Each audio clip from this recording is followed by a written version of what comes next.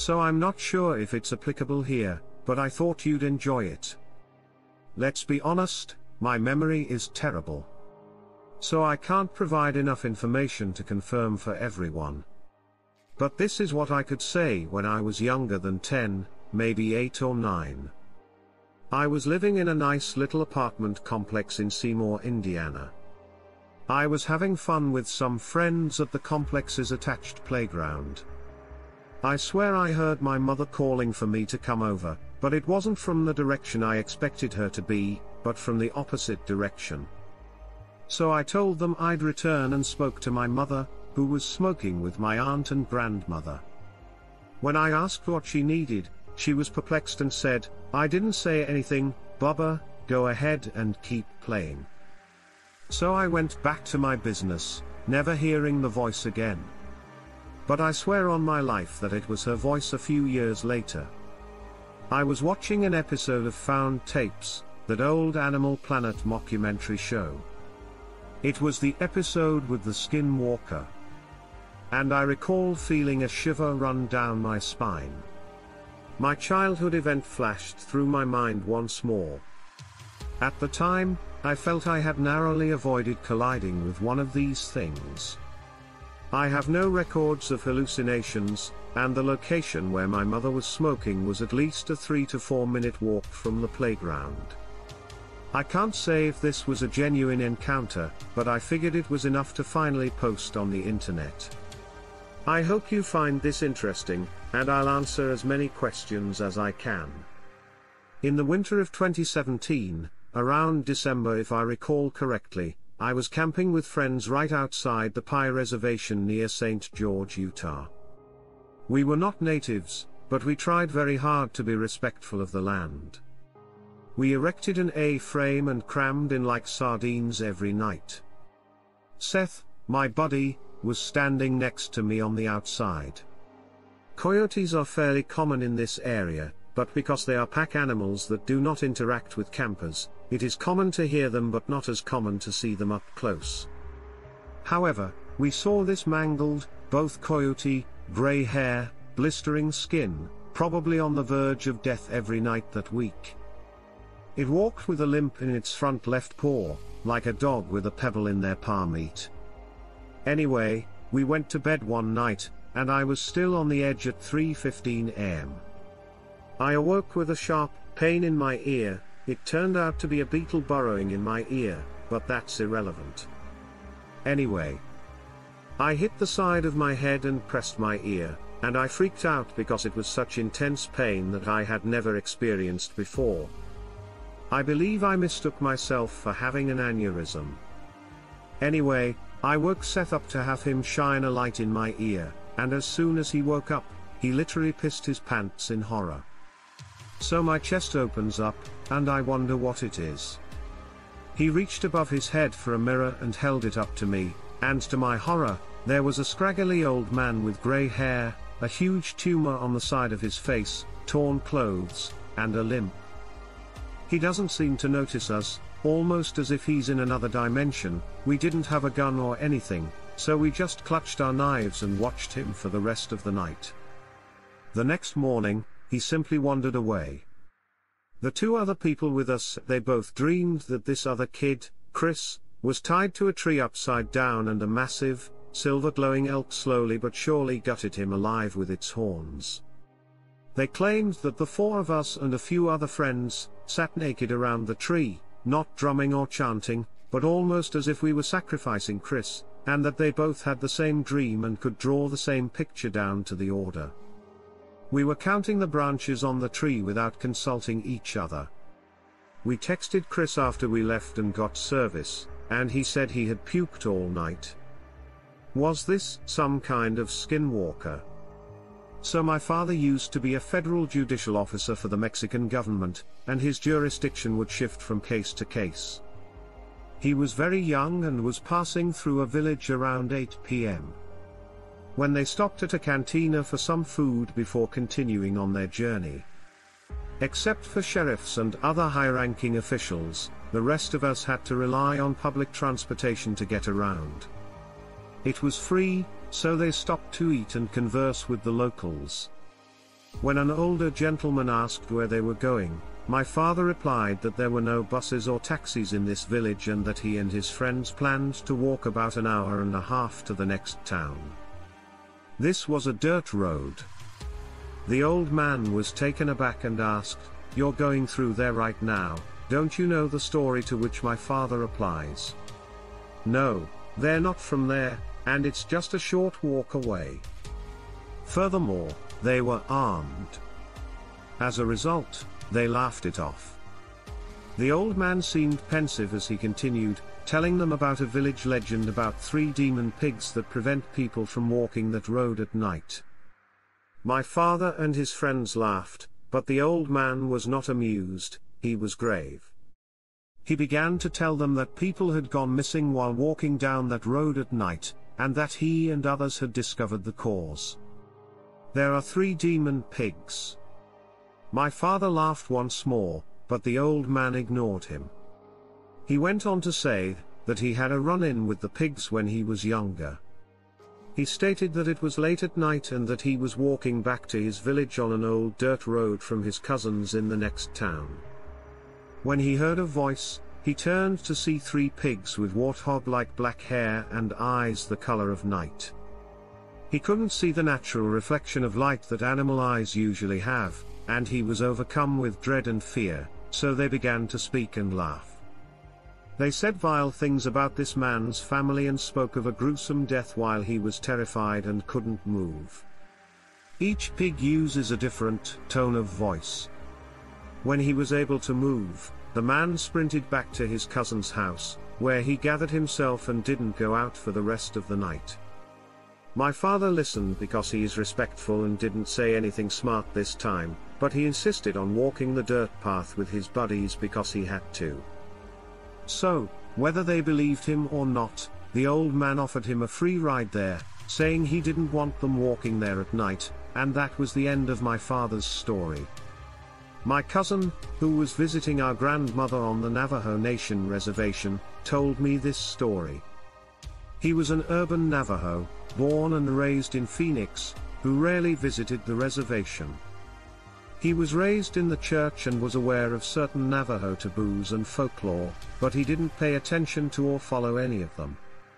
During the summer, he and his older brother would stay at our grandmother's house and help with chores and livestock. It was known as sheep camp. However, sheep camp was a summer lodge or cabin in the mountains where you took the sheep from the city to graze during the summer months. I guess they just like the term sheep camp when it was really just our grandmothers, permanent residents like most rural residences on the reservation, and old automobiles and appliances that no longer worked piled up in front yards due to a lack of transportation or waste management options. On the far left side of my grandmother's porch, there was an old refrigerator from the 1980s and a broken down muscle car from decades ago. The car was more of a skeleton, a forgotten relic that sat about 30 feet to the left and perfect. The car's model was lost to me, but the windows were all busted out and the upholstery was weathered and cracked, with the desert sand reclaiming the majority of it. If he grew up on the reservation, the tires were shredded and half buried. This functioned as a language, jungle gym, or playground. When I was 12 years old, the same age as my cousin, my mother and I decided to pay a visit to my grandmother one summer afternoon. When we arrived, we greeted everyone and my grandmother fed us. My cousin asked if I wanted to go for a walk to the canyon, and told me he needed to tell me something urgently as soon as we were out of earshot of any adults or his older brother. Although it was summer and the Arizona temperate desert, it was easily many degrees colder at night, and he told me that he was awoken in the early mornings by the need to relieve himself. Before dawn, the sky was a deep blue. He was half asleep, and it was far too cold to run to the outhouse. He went on to say that there was no inside plumbing. He darted to the left to pee behind the old refrigerator, and when he stepped off the porch, his eyes were half closed and his mind was still hazy from waking up. Then he hears something jagged and sharp scratching and long successions on metal, accompanied by a sheepdog's heightened whimpering. His eyes are wide open as he scans the horizon for the source of the injured sheepdog. He thought he saw the dog trapped in the car at first, but there were no windows or glass to prevent the dogs from escaping the wreckage. He saw the dog clawing and scratching its way out of the driver's side window frame, its front paws clawing at the outer shell of the driver's door, making the sound of nails on a chalkboard. He finished urinating and, with a Daisy Ridley expression, took one step off the porch to assist the dog in getting out of the car. He stops dead in his tracks as a cold, wicked laugh rips through the early morning air. His gaze is drawn to the source of the laugh from inside the car. He rubs his eyes and focuses his gaze on the dog, and his eyes follow along the dog's torso until he notices that something has wrapped its arms and claws around the dog's waist, preventing it from escaping. The sun had crept over the mesa at this point, turning the sky from pale blue to pale yellow. The pale yellow light reveals that the driver's side of the car has been completely smeared with blood. He rushes back inside, closing the door behind him. He refuses to tell anyone because he is paralyzed by fear. Fear that if he talked about it, it would burst through the door and kill him. Her grandmother and his brother I asked what it looked like and if he had seen what had been holding the dog against its will. He stated, "It had the appearance of a werewolf, but it was a sickly werewolf with mange." He noticed that it was hairy, but underneath there was almost dry, cracked grey skin. He stated, before he fled, he slouched down to look at whatever was keeping the dog in the car, and whatever it was grinned. Its wicked grin was filled with sharp, jagged teeth that gleamed from side to side. In all honesty, I thought he was lying to me and scaring me, as if I was some stupid, uncivilized razor. Who'd believe a werewolf story? We spent some time playing on boulders and throwing rocks into a small stream in the canyon. I had almost forgotten what he had told me until we arrived at my grandmother's house. That's when he asked if I wanted to see the crime scene. I was skeptical at the time, until we approached the car and inquired. It was unbelievable to me. Tufts of bloody multicolored dog fur were caught in the window frame, as were bloody paw prints and smears on the driver door. Long scratch marks from the dog were all over the place, not sharp enough to cut through the metal, but enough to leave a slight dent as if the nails were scratching down with such force that the protein from the nails or whatever nails are made of buckled and gave way, filed down in the middle. I stood there in awe and terror. All we did was throw dirt on the blood markings, and I haven't mentioned it since. As an aside, the sheepdog was not murdered. We spent the entire late afternoon searching for her. It was a female dog. We eventually discovered her under an abandoned manufactured home on the property. For several weeks, she was afraid to go out. So, for the rest of the summer break, my cousin said he always brought her food and water. So, first and foremost, some background information is required. I'm a 14-year-old Texas girl. I have Asperger's syndrome, which will come into play later. When I was younger, I would wander alone in the woods or other wild areas. I am acutely sensitive to sounds and smells. One of my earliest memories of something I couldn't explain at the time began with a strong odor. It smells like rotting meat mixed with something else. I know it's strange, but perfume. I was alone in the woods, picking wild onions and flowers, when I smelled it. The location was an extremely old and abandoned settlement in the woods. I wasn't particularly concerned. The odor became increasingly potent.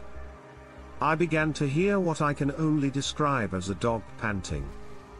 I decided to look into it. I assumed there was an animal in need of my assistance. I walked into a clearing. The trees grew in a dome shape, and the sun was heavily shaded. To get inside, I had to crawl through a tunnel of vines and thorns. The ground was littered with animal bones, large livestock pets, birds, and small animals. At the entrance, there was a deer.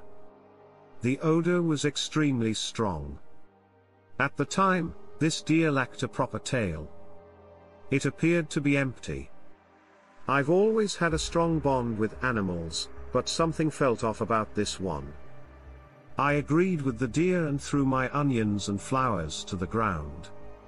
I grabbed some bones by the feet and walked away.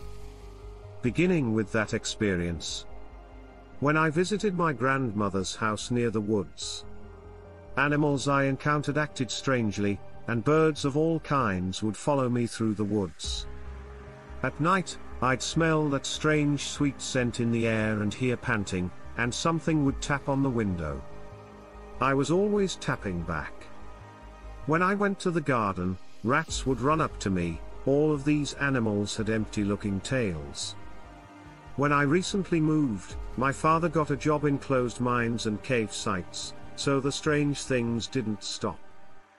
He was constantly brought pottery and other valuable minerals from ancient Indian sites. I've kept these items in my room for safety.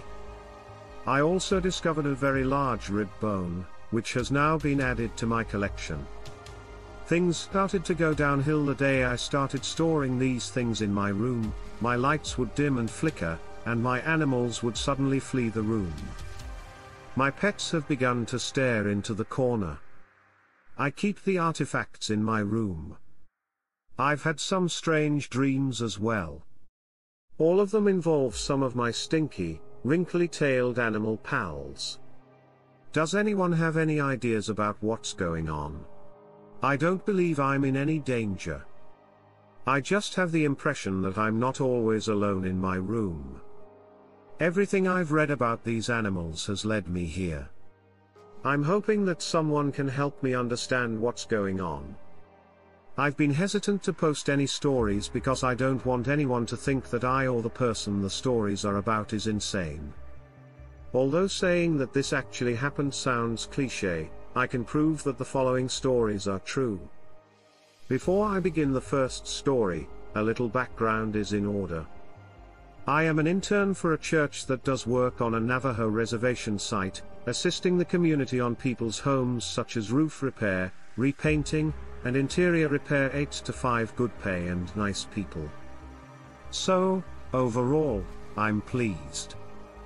And, as a disclaimer, I am not attempting to offend Navajo tradition. Anyway, this is just a first-hand account of what is happening on my trip right now. I had grown fairly close to some of the residents on the reservation over the previous 2 months of the internship. One lady in particular, whom I got to know fairly well, was the superstitious type, as in, never go outside at night or other seemingly random things to me. But the biggest taboo I knew too was never mentioning Navajo folklore like skinwalkers, which I was told by my superiors. However, one day was very different in that the question was simply burning within me. I was on my lunch break after finishing painting parts of her house, and she sat next to me on her porch, and we talked for a while before I felt comfortable enough to ask her about werewolf folklore or anything of the sort. I wasn't expecting a response. I expected her to quickly say no and then change the subject, but I was more afraid of offending her. To my surprise, she turns her head toward the outside scenery, hesitates, and then says, "Yes, I know some and I've experienced it as well." She then proceeded to describe the apparent equivalent of a werewolf to me. According to her, werewolves resemble normal people but are masked in white paint that covers their face, arms, and chest, making their entire body as white as a corpse covered in black symbols. Possibly related to devil worshipping in particular. They are grave diggers as well as necromancers. They only dig up bodies to steal jewelry, though they may also perform other acts on corpses. Werewolves, like werewolves, get their power from the devil, which is why they have such supernatural strength and endurance, as she quickly points out. I was surprised to hear this, even though I assumed werewolves in Twilight or Scooby-Doo wouldn't look like that. although, deep down, I thought she sounded insane. Before I could inquire further about these werewolves, she started telling me about her own encounters with these supernatural beasts, and her story still gives me chills. She explained that one day, she and her husband were driving along the curvy roads alongside the mountains when they came across a woman with her hands covering her face and kneeling in the middle of the road, appearing to be crying. The woman looks up at the car's headlights, which reveal the same white paint and sacrificial symbols as before. Her husband honks his horn and slams on the brakes, but it's too late. He hears the loud cracking sound of the woman's bones and a splash of blood all over the windshield. Her and her husband safely stopped the car and processed what the hell had just happened. They dash over to the spot where they struck the woman. However, when they arrived at the location, there was no one there, and there was no trace of blood either. As a side note, this part of the reservation had some cliffs, but it was mostly flat land, so it would be easy to tell where someone is, especially if they had just been hit by a car and were perplexed as to what could have caused this occurrence. Her and her husband drove back home, attempting to ignore the fact that they had just witnessed a werewolf. However, because they were not paranormal believers at the time, they tried to dismiss this occurrence as them going insane. As intriguing as her story was, it made me wonder if this werewolf story could be true. Or is this her own way of describing a skinwalker or other supernatural phenomenon because she assumed I didn't know what one was? This question kept circling in my head, indicating what to expect the following nights, making it difficult for me to sleep comfortably during the workdays. I'd become increasingly mentally exhausted. It's almost paranoid. I was driving back to the church site around 6 o'clock at the end of the week, and I was in a mental state where I was half awake and half asleep. Since I was too tired to argue, my buddy was driving and claimed that he wanted to pull over to the gas station near the church to get a couple of snacks to munch on during our debrief time in our cabin. I said fine and leaned against the window, trying to fall asleep while waiting for my friend. But I had the strangest feeling that I was being watched. So I opened my eyes and gazed out the window. I didn't see anything. However, when I turned my head out of the corner of my eye, I thought I saw the woman described earlier. Nothing was there when I looked back. But I swear I saw something because it was getting darker outside. I quickly sat up in my seat to readjust my vision, but when I looked back out the window, the figure had vanished. Perplexed, I stepped outside the car and looked around, but there was no sign of a creature. When my friend returns to the car and asks what the hell I was doing, I decide not to tell him and just say I'm getting some fresh air. Let's go outside. My mood has deteriorated in the days that have followed. I'm becoming increasingly paranoid that something is out there, and I swear I hear screams in the distance at night. Everything outside looks 100 times scarier as well because there is almost no outside light due to the moonlight. As a result, everything appears to be exaggerated. But believe me, I know I sound insane, and the worst part is that if I tell anyone, they'll think I'm insane as well. So I've been debating whether I saw the werewolf described by the lady or if it was just my tired eyes playing tricks on me. I'm hoping that someone can solve this werewolf mystery. Also, if you have any similar paranormal stories, please share them with me. I'm doing my best to raise awareness about this type of thing. If I discover anything, I will notify you in the future. I'm 17 years old and live in South Texas in a small town on the outskirts of town where not much happens due to a lack of excitement. During spring break my friend decided to host a ranch party about 25 minutes outside of town. Everything went well at the party, and by 2 a.m., everyone was having a good time. Everything began to wind down, and I expected to be back and on my way out soon. However, while driving back that night, Out of nowhere, a black cat entered the road and glared directly at me, its eyes lit up by the headlights, with no time to react due to how sudden and close it was. I ran it over by accident. I felt eerie and bad about the situation right away and couldn't get my mind off it for some strange reason. I parked my car in the carport as I approached home, determined to get inside as soon as possible. But before I could, I heard a deep, almost distorted laughter in the carport that left me completely perplexed. I quickly turned on the light and saw the same black cat I'd run over sitting on the hood of my car. Something about its eyes didn't seem right, and I was frozen with fear. Because I was so terrified, I ran inside as quickly as I could and slept in my brother's room. I was looking for information. I came across skinwalkers and thought what I saw might have been one, but I'm not sure what your thoughts are because I live next to a graveyard. I'm not sure how relevant that is, but I thought I'd mention it. But the other day, as I was eating lunch across the dining table as a back door with the screen door, my dog next to me started growling and his hair stood up.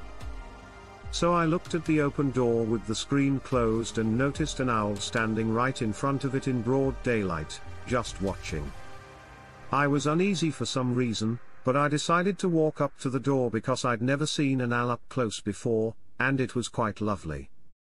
I stood there watching it as it watched me when it suddenly opened its mouth wide and sat there for about 30 seconds. I was perplexed. So I decided to tap the glass to see what it would do, and it just ran away like it was on 2 feet in my wooden backyard. I was terrified, but I knew there had to be something wrong with it. I told my sister, and she said she went out to her car in the front yard a couple of nights ago to roll herself a joint. She had the impression that she was being watched. So she looked up to see a deer standing right in front of her in the car, just staring at her, despite the fact that deer are extremely common and we see them all the time. She was terrified of it. She said something about its eyes freaking her out, and she could see it didn't have a tail in the porch light. She stepped out of the car slowly, saying it smelled like rotting flesh. So she dashed to the door and shut it behind her. Also, her boyfriend was smoking a joint on the back porch one time when he got spooked because he had a strange feeling and it smelled like something was rotting. So he returned inside. Do you believe we should be worried? Church Rock is a small community located a few miles outside of Gallup, New Mexico. Many of the people who lived here had land that had been passed down through generations. This is where our story begins. 2 generations ago, a woman fell in love with a man in her community. She asked the man to build her a house. In exchange, she would give her daughter to the man to serve as his maid. The woman believed that while the man worked on her house, she could woo him. The deal was sealed, and the man built a house for a woman. The man received his pay. He married her instead of having her daughter as a maid. The mother became enraged with jealousy and drove the newlywed couple out of town. The couple moved to Rama and began a new life. In the Navajo tradition, 2 of their children were twin girls. Twins are seen as very powerful, and in Navajo mythology, the children of the sun were twins, so they are held in high regard. This is the story of one of those twin girls. The family started building a new house, and the children would play outside while the adults worked. While they were playing, the older twin noticed an animal emerge from the woods. The animal was a coyote. Coyotes are typically wary of humans and will avoid them at all costs. The coyote moved closer to the girl. A strange odor, like something dead, filled the air. The coyote approached her directly. She claimed that the coyote did not bite her, but instead placed its mouth over her mouth and began sucking her breath. She had lost consciousness at this point. When one of the adults working on the house noticed what was going on, everyone rushed toward the coyote and the girl. As they ran towards them, the adults yelled and shouted. The coyote dashed back into the woods, and the girl collapsed. She was a pale blue. The family worked quickly and successfully to resuscitate her. The incident prompted the family to consult with a medicine man, who informed them that the grandmother was still harboring jealous feelings toward her own daughter and her family. They said a prayer and thought that was the end of it. As the years passed, the family learned that the grandmother had died. Construction on the house continued, and the twin girls grew. The family had finished the first floor of their house and had moved in. The twin sisters shared a bedroom and slept on a king-sized bed together. It was a hot summer night, so the family left all the windows open to keep the rooms cool. The older twin awoke one night to use the restroom. In the hallway, the family kept a small light on. She got out of bed, walked down the hall, and went to the bathroom. She went back to bed, and as she was covering herself up, she looked up in frozen horror. There was a coyote at an open window, its eyes shining from the hallway light. Because the window was quite high, the coyote had to be standing on its hind legs. The girl was terrified and made direct eye contact with the coyote. She then noticed the same odor, the odor of death rotting in decay.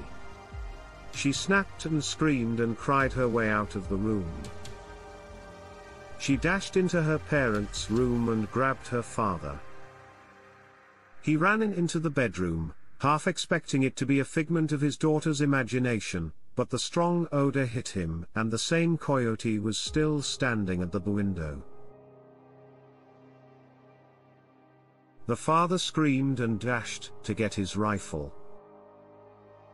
The man fled his house, but the coyote had vanished. The family attempted to console the little girl, but she sobbed until the next morning. The family sought the services of a medicine man. He explained to the family that the grandmother's hatred for the family was so strong that her ill intentions for the couple and their family continued even after her death.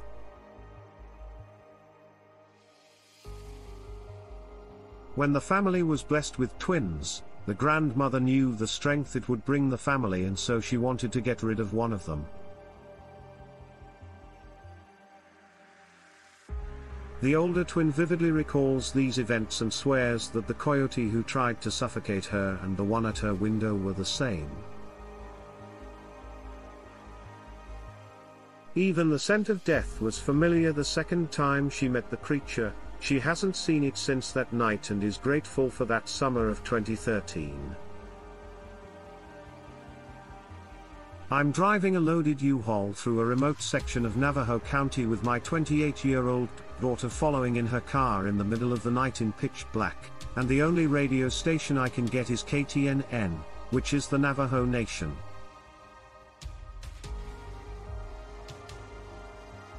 The DJ had been playing old-school country before switching it up, and the cab of the truck was suddenly filled with the otherworldly sounds of the Bear Creek Singers. We had just passed the turnoff to Zen, a ghost town.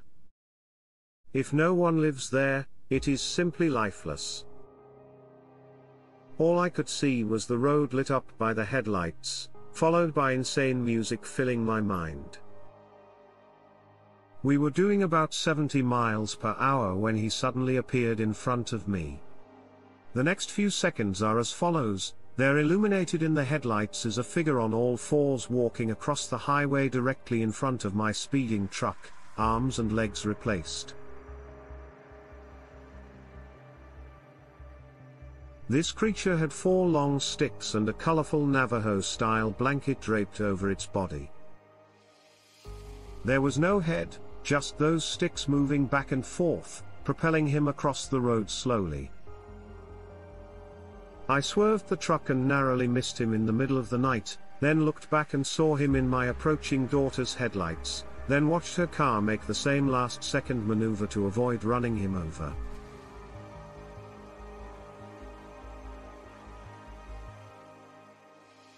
I was stunned and just kept driving, knowing she was still behind me. We arrived at her new home in Snowflake, Arizona, 30 minutes later, and her first words to me were, "What the funk was that for the record?" She is a letter L. D. S. has sworn almost never since that night. I moved to Snowflake and have driven that same lonely stretch of the 277 several times at night, but never while listening to K.T.N.N. because they were afraid of creating conditions that would lead to a repeat of the incident. I asked my native friends up here, and their only advice was to stop telling that story. So I still believe in gods, superstitions, and everything else is nonsense.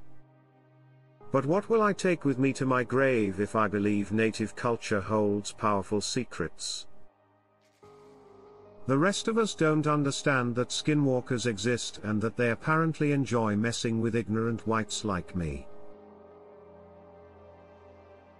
I appreciate any feedback because, as I previously stated, our native friends won't discuss it with us and no one believes me except my child. I'm also a big fan of native drum ceremonies now.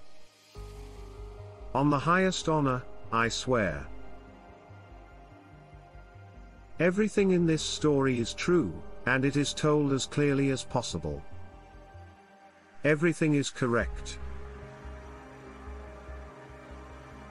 There isn't much to do in rural Pennsylvania, no matter how much I wish it weren't.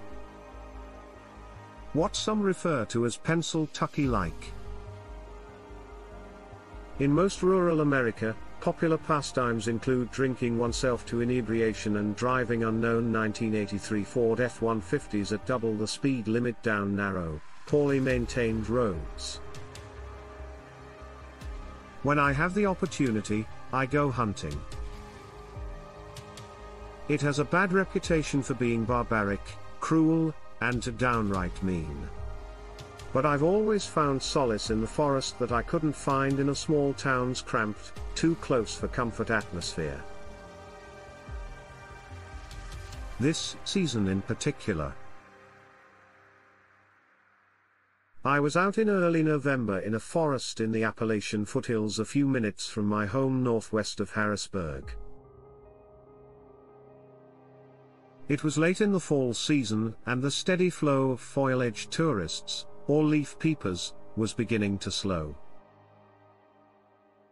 Some trees remained aflame, a fiery red-orange, but the majority had begun to wither, foreshadowing an unusually harsh winter. The falling leaves formed a curtain of decay that moved in slow motion like a sandstorm, shrouding and isolating me from my surroundings and crunching softly under every footstep. I pasted the red and gold temple, alert for the light footsteps of my quarry, a white-tailed deer. As I walked, my Winchester 30-06 weighed on my back. The gun was overkill for a deer, but it's not worth taking chances with larger game like elk and black bear. This forest was new territory for me, and it was a welcome change of pace. After paved trails and subdivisions began to encircle my childhood hunting grounds. As I walked, I relaxed my guard, losing sight of the wildlife and becoming absorbed in the natural beauty of the area. I was so preoccupied with pairing up of the falling leaves that I tripped over a tree root snaking through the carpet. My gaze followed it to its end at the base of a massive gnarled oak tree. The trunk was massive, but the tree had become squat and blackened with age, splitting down the middle as if by an act of God. If it hadn't been for a smell that wafted up to me, This story could have ended right there. As I walked past the tree, it wound its way up from the base of the trees through a swell in the ground to the raised path. I was walking on fishing the kriss while smelling the forest. My first thought was of a dead animal, which could indicate the presence of a bear in the area. So I circled the tree to get a better look. Although there was no body, the scene at the base of the tree resembled a homicide. A vicious black fluid led from the forest into a hollow, overshadowed by a titanic root leading deep into the ground, and dark matted clumps of fur dotted the undergrowth. The entire scene was punctuated by the stench of rank, a thick, coppery odor reminiscent of pennies mixed with death. I'm not used to gritty, even disturbing, scenes, but this scent made me retch voluntarily. And the den shook me deeply, as if I'd come across something no one should have ever seen shaken. I returned to the trail and, against my better judgment, resumed my hunt for a deer. The sun began to beat down overhead, shining a demanding light on the forest and weakening my resolve. I had just started unpacking my lunch when something started bothering me. I couldn't put my finger on it, but I felt antsy, for lack of a better word, like I shouldn't be sitting still, so I started scanning my surroundings for something. Whatever, I was returning to my lunch when it struck me that the forest was silent, no birds chirping, no insects buzzing, even the rustle of the trees in the wind had come to an ominous halt, as the significance of this realization began to sink in, and I got to my feet.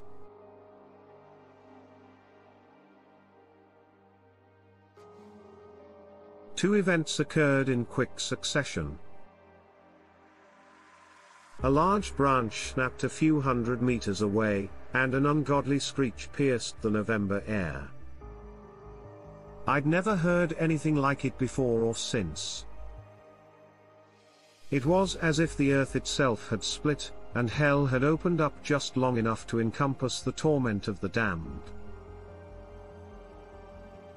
I bolted to my gun, leaned against a tree, and began scanning the undergrowth in one ear-splitting roar. Something large was moving across the forest floor, but I couldn't see what it was because of the falling leaves. I dashed back in the opposite direction. After all, what animal would actively stalk a human without being provoked? I had come forcing myself not to look back. I had stopped hearing the creature and was starting to relax when I was hit with a bone-chilling realization. The sounds of the forest had returned behind me, but the trees in front were dead silent. Whatever I had encountered, most likely the same beast that had made the mess under the oak tree, had circled back in an attempt to catch me completely off guard. I scrambled off the path, and into a rock gully, my back to a damp rock wall. I crawled into a cave without looking away, hoping to hide my hyperventilation and chattering teeth from whatever was stalking me. After only a few minutes, I heard the crunch of leaves and a deep demonic snort. It came to a halt on the path above my hiding place, and I held my breath, willing my heart to stop so that I could be completely silent. When my gun, which was leaning against the rocks, slipped off the slick surface and clattered to the ground, it reverberated louder than an air raid siren in the crisp autumn air. My heart sank as I heard footsteps down the rocks, and as they got closer, I crawled painfully slow towards my rifle, every muscle in my body tight enough to burst. I came to a halt outside the cave opening to observe myself and her breathing. It was choked, slathering, and breathing naturally, which inspired visions of twisted corruptions of human beast, a patchwork demon of animal and man. I reached for my gun and came the closest to death I'd ever come because, instead of the smooth shellac of my rifle stock, it outstretched as well. My palm came into contact with a ragged fork caked in mud and attached to a long, sinewy arm. As I shouldered my rifle and fired blindly out the opening, I caught a glimpse of a yellowed fang and one blood-red eye, an eye that reflected a hatred older than man, a hatred that said, "This is my forest." You could have changed it. It was tainted by your presence, but I was here before you and will be here after you. In the face of such uncompromising malice, human willpower paled, and I shrank back against the rocks, robotically cycling bullets out of the cave. I sat there motionless. I worked on this for a long time overnight and into the next morning, totaling over 18 hours of working a bolt and pulling a trigger. When I awoke from my adrenaline-fueled coma, my mouth felt like a desert, and my fingers felt like they were made of canvas stretched over dust, shaking. I grabbed my water bottle and gulped it down, spilling the majority of it down my front, hoping the beast had vanished. I crept out of the cave and ran as fast as my rickety legs could carry me the 2.5 miles back to my truck, leaving most of my gear behind. No one pursued me, but the feeling of being hunted lingered. On a dirt road, I drove back to town at 80 miles per hour. My eyes were wide with fear, and I gripped the steering wheel with white knuckles, unable to bear the thought of my isolated home. I spent the night in town at a motel with a bottle of cheap whiskey and every light turned on. I couldn't get the creature out of my head. Was it a demon let loose on Earth by a divine miscalculation, or simply an animal? A cryptid lost to time in the tree's memories. I didn't want to know, but I couldn't and still can't stop myself. The terror eventually faded. But as I sit here writing this, I swear to God I can hear a howl echoing through the trees and across the mountains, telling me that I will never rest and will never forget.